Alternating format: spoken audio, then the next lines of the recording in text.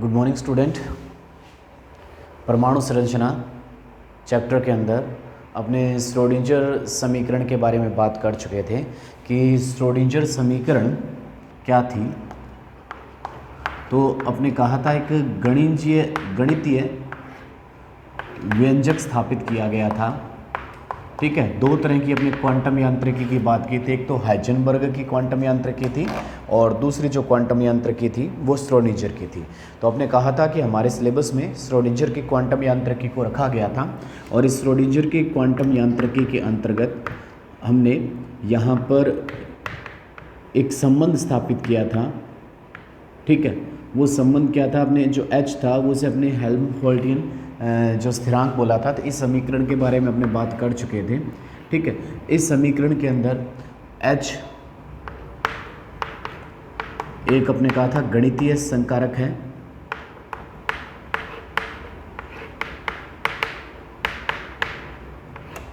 ठीक है, इसके बाद में जो साई था वो साई किसको रिप्रेजेंट कर रहा है?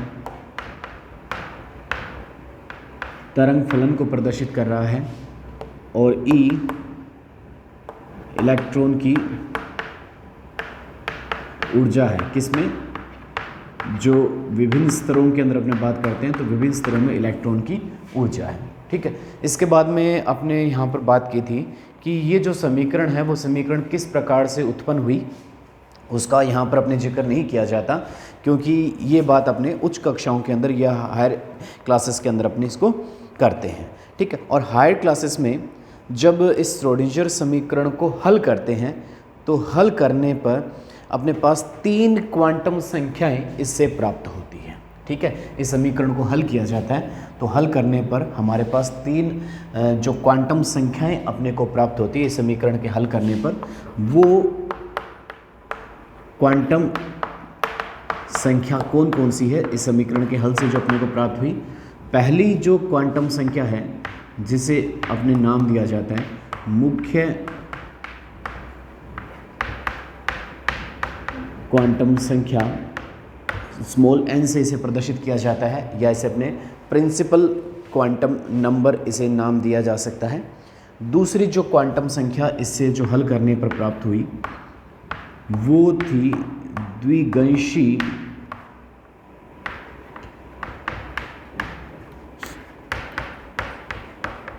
क्वांटम संख्या, एज़ोमुथल क्वांटम संख्या L से इसे प्रदर्शित किया जाता है। और तीसरी जो क्वांटम संख्या इससे अपने को जो प्राप्त होती है वो है चुंबकीय क्वांटम संख्या।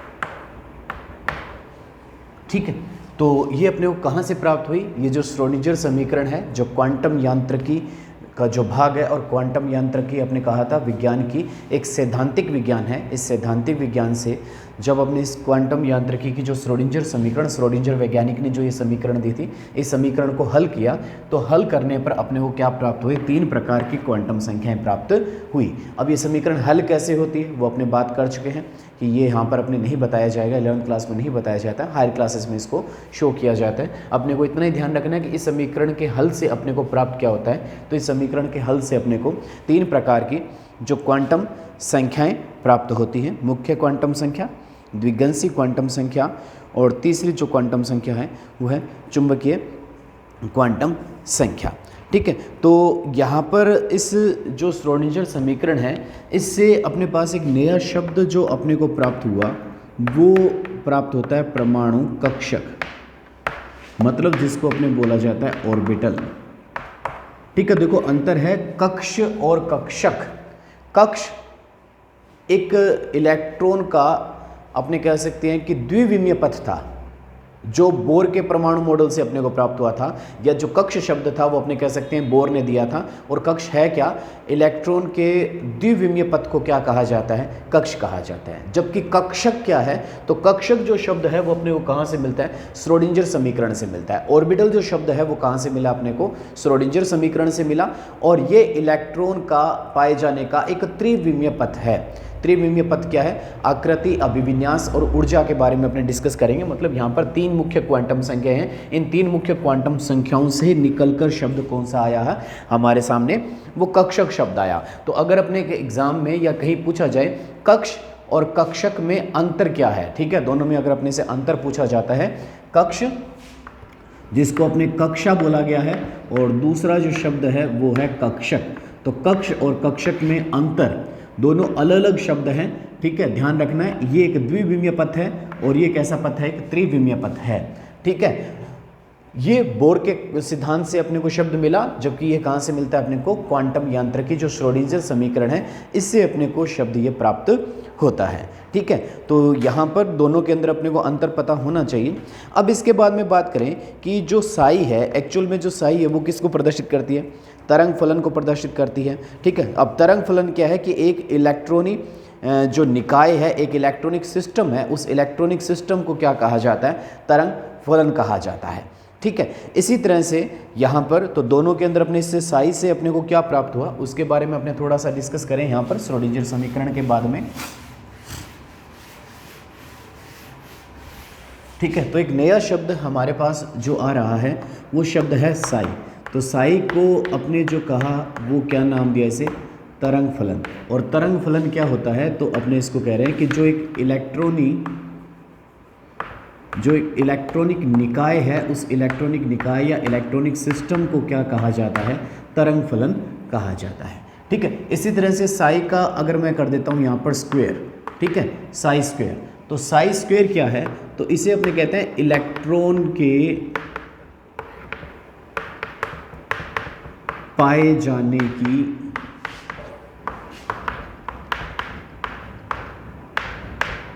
प्रायिकता कहा जाता है, ठीक है। साई स्क्वायर क्या है? इलेक्ट्रॉन के पाए जाने की प्रायिकता, अर्थात इलेक्ट्रॉन किस बिंदु पर पाया जाता है, ठीक है, वो साई स्क्वायर के क्या होता है? समानुपाती होता है, ठीक है। इलेक्ट्रॉन के पाए जाने की प्रायिकता किसी बिंदु पर वो किसके समानुपाती होती है? साई स्क्वायर की क्या होती है?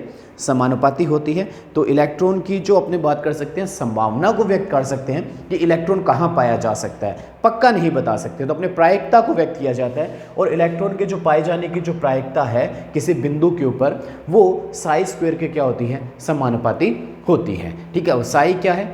तरंग फलन है, जबकि साई स्क्वायर क्या है? किसी बिंदु पर इलेक्ट्रॉन के पाए जाने की प्रायिकता। ये ध्यान में रखना है अपने को, साई क्या है और साई स्क्वायर क्या है। तो दोनों के अंदर अपने को अंतर पता होना चाहिए कि साई किसे कहा गया है और साई स्क्वायर किसे कहा गया है, ठीक है। अब यहाँ पर अपने बात करते हैं कि जो अपने पास ये जो मुख्य जो क्वांटम संख्याएं जो आई हैं, इन क्वांटम संख्याओं के ऊपर थोड़ा डिस्कस करते हैं। तो सबसे पहले अपने यहाँ पर जो क्वांटम संख्या, जो 3 प्रकार की क्वांटम संख्या थी, तो अपने कहेंगे जो कक्षक और क्वांटम संख्याओं पर अपने यहाँ पर टॉपिक बनाते हैं कि हमारा जो टॉपिक है वो है कक्षक और क्वांटम संख्या, ठीक है। ये टॉपिक रहता है हमारा, कक्षक और क्वांटम संख्या। तो कक्षक क्या है? तो आपने कहा कि इलेक्ट्रॉन के पाए जाने का एक त्रिविमीय जो पथ है उसे अपने नाम दिया था, कक्षक नाम दिया था। अब कहते हैं किसी परमाणु में बहुत से कक्षक संभव है, ठीक है। और इन कक्षकों में अगर अपने बात करें तो इनके आकार, आकृति व विन्यास में क्या पाया जाता है? अंतर पाया जाता है। तो सिंपल सी बात है, किसी भी परमाणु में एक से ज़्यादा कक्षक पाए जाते हैं और इन कक्षकों में मुख्य जो अंतर है वो आकार, इनकी आकृति व अभिविन्यास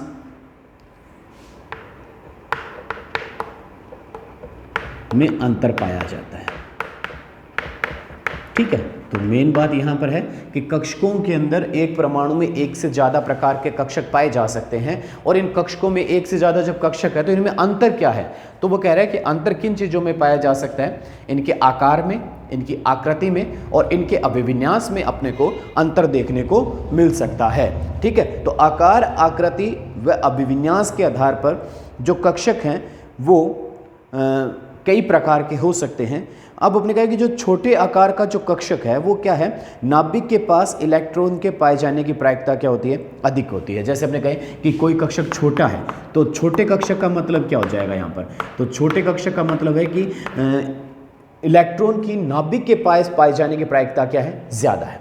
और कक्षक अगर बड़ा है तो इसका मतलब क्या हो जाएगा, इलेक्ट्रॉन के नाभिक के पास पाए जाने की प्रायिकता क्या हो जाती है, कम हो जाती है। ठीक है, क्योंकि साई स्क्वायर क्या बताता है, किसी बिंदु पर इलेक्ट्रॉन के पाए जाने की प्रायिकता को व्यक्त करता है। तो अपने कहते हैं कि जैसे अपने को सुनने को मिलता है कि कक्षक छोटा है, ऑर्बिटल छोटा है, तो ऑर्बिटल छोटा या कक्षक छोटा है, इसका अर्थ क्या हुआ कि नाभिक के पास पाए जाने की जो इलेक्ट्रॉन की जो प्रायिकता है वो क्या है, ज़्यादा है। अगर कक्षक बड़ा है तो इसका अर्थ क्या हो जाता है कि नाभिक के पास पाए जाने की जो इलेक्ट्रॉन के पाए जाने की जो प्रायिकता है वो प्रायिकता क्या हो जाती है, कम हो जाती है। ठीक है, तो यहाँ पर ये इसके बारे में अपने को यहाँ पर बताता है। इसी प्रकार से आकृति और अभिविन्यास से मतलब क्या है कि कोई भी इलेक्ट्रॉन है वो एक दिशा की तुलना में दूसरी दिशा में इलेक्ट्रॉन के जो पाए जाने की जो प्रायिकता है वो क्या होती है, ज़्यादा होती है।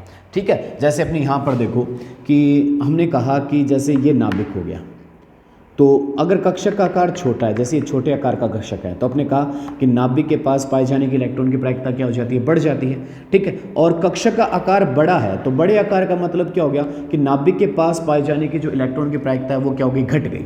तो ये तो हो गया अपने पास यहाँ पर बात, कक्षक के आकार के ऊपर आधारित बात कर दी अपने। ठीक है, आकार, आकृति और अभिविन्यास से क्या अर्थ है। अब देखो इलेक्ट्रॉन नाभिक के चारों तरफ कहीं पर भी पाया जा सकता है, ये बात है यहाँ पर। तो आकार से तो मतलब ये लिया गया है कि नाभिक के चारों तरफ नजदीक है इलेक्ट्रॉन, आकार छोटा है या बड़ा है। तो कक्षक का आकार छोटा है तो अपने कहा नाभिक के ज्यादा पास पाया जाता है, आकार बड़ा है तो अपने कहते हैं नाभिक के पास पाए जाने की जो प्रायिकता है वो क्या हो रही है, घट रही है। ठीक है, अब आकृति और अभिविन्यास से क्या अर्थ है कि किसी पर्टिकुलर एक दिशा के अंदर, जैसे अपने पास बात करें कि हमारे पास त्रिविमीय अगर बात करते हैं, 3 विमाएं जो होती है एक्स, वाई और जेड, 3 विमाओं के अंदर अगर अपने बात करते हैं तो किसी इलेक्ट्रॉन की किसी निश्चित दिशा में पाए जाने की जो प्रायिकता वो कितनी है। जैसे मैं कहता हूं कि इलेक्ट्रॉन एक्स अक्ष पर मौजूद है, इलेक्ट्रॉन वाई अक्ष पर मौजूद है या इलेक्ट्रॉन माइनस वाई अक्ष पर मौजूद है, तो इलेक्ट्रॉन मौजूद कहाँ है। ठीक है, तो पर्टिकुलर किसी एक दिशा के बारे में अगर अपने को बताना है तो अपने को किस चीज़ के बारे में जानकारी होनी चाहिए, कक्षक के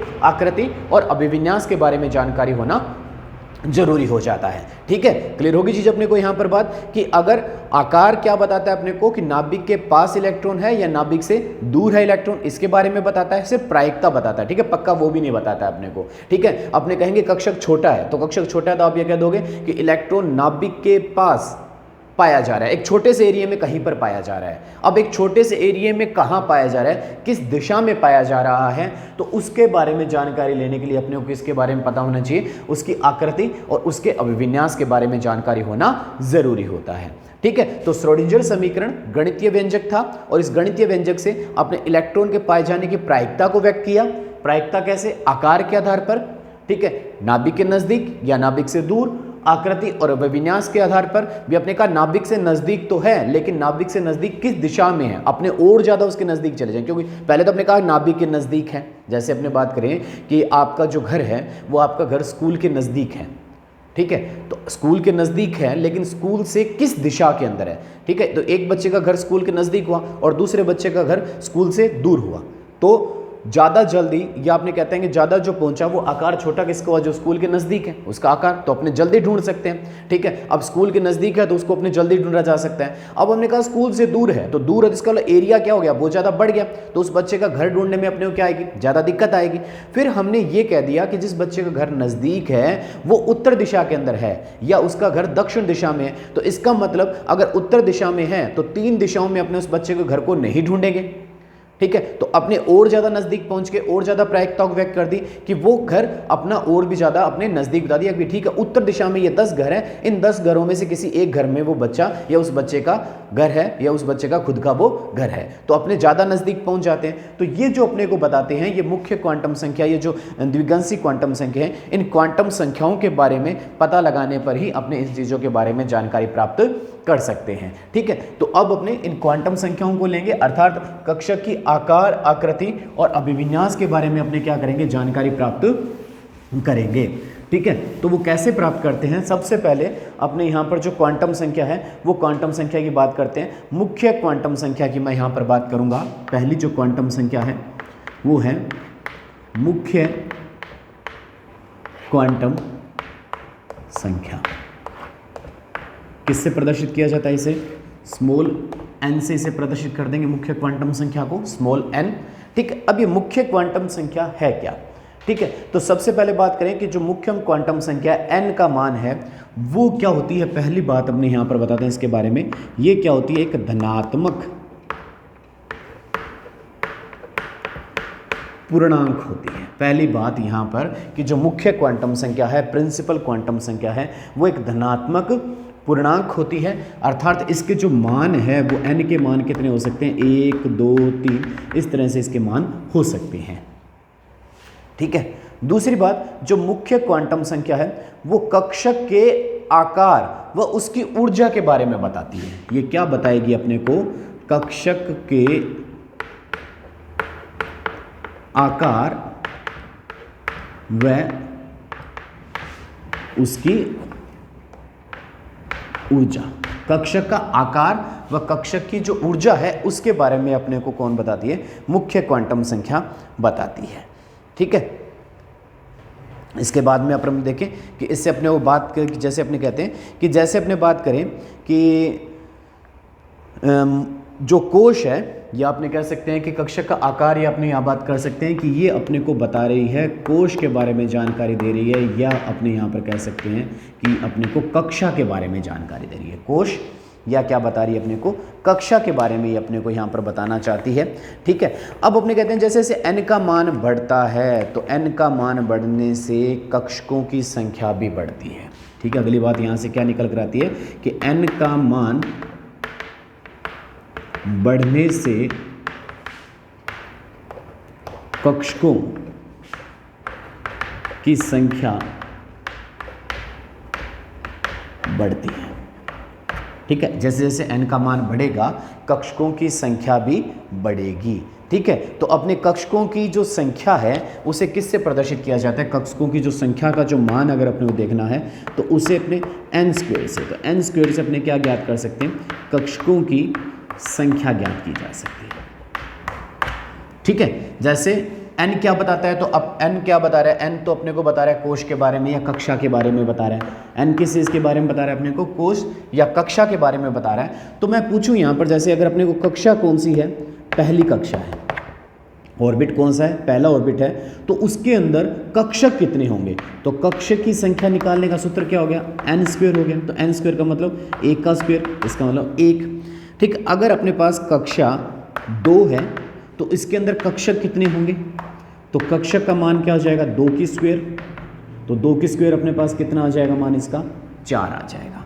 अगर हमारे पास कक्षा 3 है तो कक्षा 3 में कक्षक कितने होंगे? तो अपने कह देते हैं यहाँ पर 3 का स्क्वायर, तो ये मान कितना आ जाता है? 9 आ जाता है। तो इसका मतलब पहली कक्षा या पहले कक्ष के अंदर कक्षक कितने होते हैं? 1 होते हैं।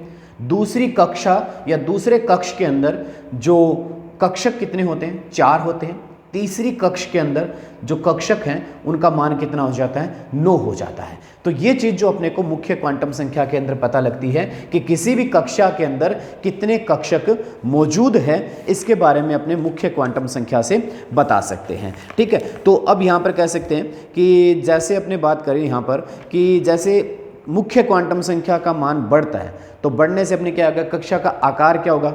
बढ़ेगा। और अपनी ये कह सकते हैं कि जो इलेक्ट्रॉन नाभिक से दूर होगा, जैसे जैसे आकार बढ़ेगा इलेक्ट्रॉन नाभिक से क्या होगा? दूर होगा। अब अपने यहाँ पर देखें कि ये जो चीज़ है यहाँ से अपने को इसको आपने नोट कर लिया होगा। इसके बाद में अपने देखें यहाँ पर ये कहना क्या चाहता है अपने को कि आपने कहा कि जैसे जैसे n का मान बढ़ रहा है, ये हमारा नाभिक है और ये n के मान बढ़ रहे हैं, पहला n, दूसरा, तीसरा, ये n है। ठीक है, n बराबर 1, n बराबर 2, n बराबर 3। n बराबर 1 को अपने k बोला जाता है, इसको l बोला जाता है, इसको क्या बोला जाता है? m।